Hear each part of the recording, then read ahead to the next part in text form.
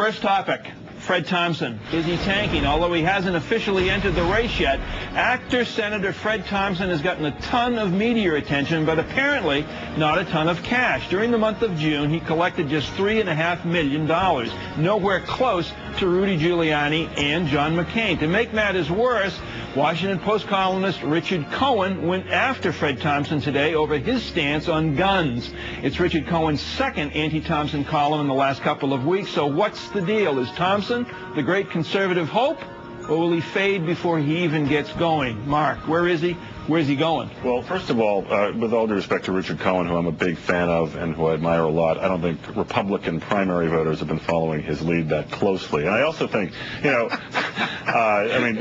with all due respect to Richard, I think Fred Thompson clearly is, there are very high expectations around him at this point, and as there were for Wes Clark 4 years ago, and as there often are for people before they get in, and then people actually look at whether they're meeting benchmarks and meeting expectations and so forth. Look, $3 million before you've even announced your president is nothing to sneeze at. Does it satisfy the pundits who tend to pay attention to these things at this point?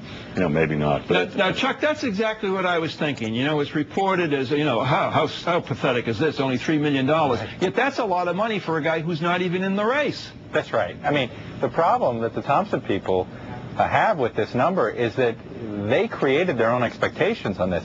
They were flirting with this idea on June 4th. They had something called First Day Founders. We were hearing whispers that they were going to raise $3 million in a day or in a week.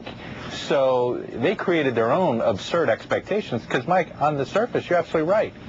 $3 million and they're not even running yet. And imagine, when he actually announces, he should get a windfall of the other easy money that there is to get when a candidate announces. So it should be a better number, but this goes back to the organizational problem that the Thompson people have had from the get-go, and that is they set their own expectations here and they missed it.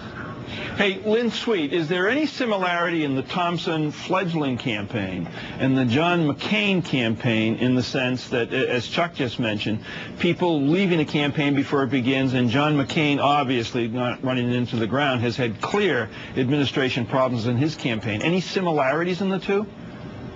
Well, obviously, Mike, the ones that you mentioned, when you have staff turnover, the issue, though, with Fred Thompson is that this is a campaign that has to be born. One of his confidants told me it has to be born as an adult. There's no infancy. And the difference is that McCain is an experienced campaigner. He's been through this before. If there's a way to rebound, McCain is in a better position to figure it out than Thompson because of his experience.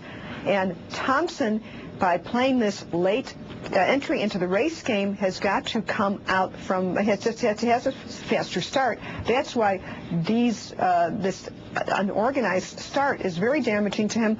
Also, it means that the endorsement game is going to be harder for him to play because those big names are being scooped up daily. And pretty soon people are just going to start making commitments to run for delegates, which after all is the name of the game in the primary, is to get nominated. And there's a process that he has to start paying attention to. Mark, what about this stupid Mike theory that I have, though, that is that Fred Thompson, perhaps the longer he delays in announcing, the better off he will be, because many people are sitting out there in their campers on their front porches. It's the middle of the summer. They're sick of all of these people right now. Right. Now, clearly there's a benefit to not being in the race. There's a real art to running while not running, or not running while running, whatever you want to call it. But, clearly at some point, and probably not that long into the future, he has to get in or get out. He has to make a decision and actually subject himself to the scrutiny the presidential candidates do.